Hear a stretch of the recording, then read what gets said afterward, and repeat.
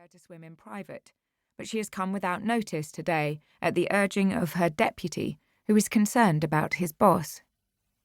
He knows she has recently asked a saddened president to be relieved of her duties, bringing her remarkable reign in Paris to an end. Pamela changes into a figure-sculpting swimsuit and steps down into the most elegant indoor pool in the city, flanked by Egyptian-style pillars under a trompe-l'oeil sky. Younger men still fall for her glamour, including, rumour has it, one of the handsome pool attendants, young enough to be her grandson. They are beguiled by her mesmerising eyes, seductive laugh, and the way she makes each feel he is the most important man in the world. She starts to swim, head proud above the water to protect her coiffure. But after 20 lengths, she groans and goes limp in the water. Someone rushes to pull her out, and a member of the hotel security team, Henri Paul, tries to revive her with an oxygen mask. 7 months later, his quick response will earn him the honour of driving Princess Diana, and the world's opprobrium when she meets her death in a Paris tunnel. This foggy February day, he is urgent yet professional, as a tear rolls down Pamela's face and she slips into unconsciousness. An ambulance roars into the Place Vendôme, with siren blaring, and a distressed President Jacques Chirac orders the best doctors in Paris to try to save the woman he owes so much.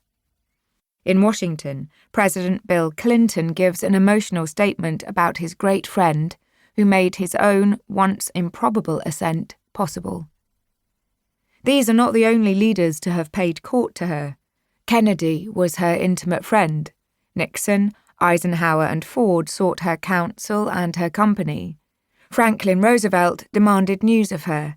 Nancy Reagan wanted to be her friend. The Gorbachevs were her friends. De Gaulle doted on her.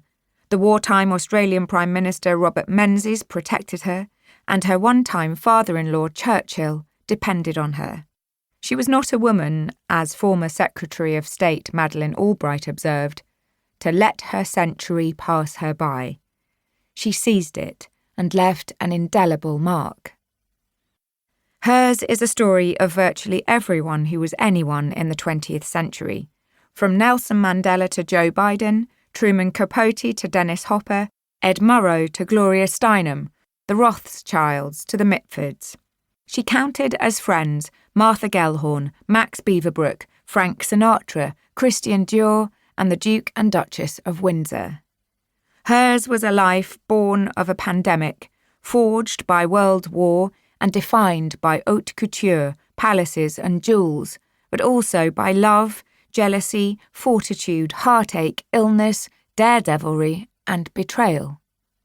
She received dozens of proposals of marriage and took hundreds of lovers, enjoyed countless thrills on super yachts and private jets.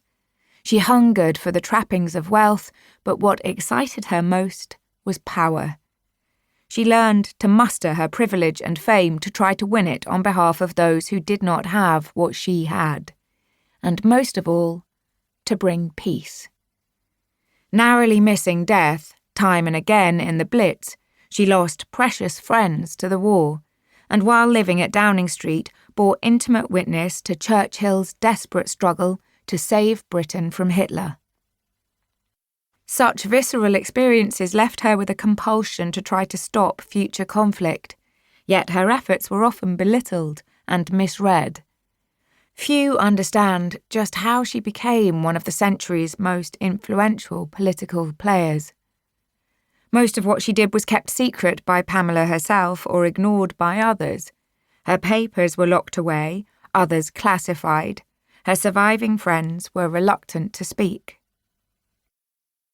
Only through 4 years of intense research in Britain, America and France was I able to unearth astonishing new testimony that allows us finally, 3 decades after her death, to appreciate the achievements of a woman whose name was trashed by the presumptions of her time. Just as I discovered when writing about her mother-in-law Clementine Churchill, another formidable yet woefully underrated woman, history has reduced Pamela to a distorted stereotype. In her case, a conniving and ridiculous